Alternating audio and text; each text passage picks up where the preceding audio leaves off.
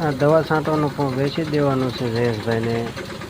આ પંપ જોવા મળશે તમને ગામ સરવા. અને જે કોઈ ભાઈને લેવો હોય એ કોન્ટેક્ટ કરજો. ડિસ્પ્લેમાં નંબર રાખેલા છે અને 35,000 કિંમત રાખેલી છે.